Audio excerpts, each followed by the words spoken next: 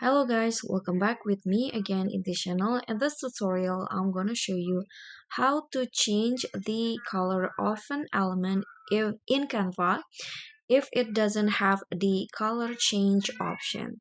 So oftentimes when you add an element in Canva, you cannot find the color change options, and here is what you need to do. Okay, so here I'm going to add an element that doesn't have the color change option.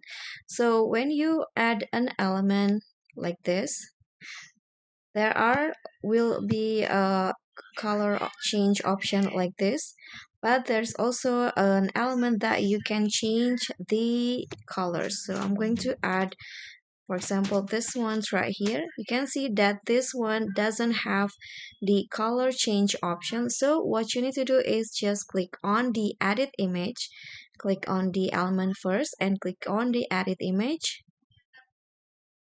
And then here find the dual tone options. Click on that. So when you click that, there will be lots of color that you can change the elements into. We can see now that there are lots of colors that you can change this love color into. Okay, so that's the trick. You can just select the color that you want. And that's all for me. Thank you guys so much for watching. Please don't forget to subscribe, like this video, comment, and click on the thanks. Bye.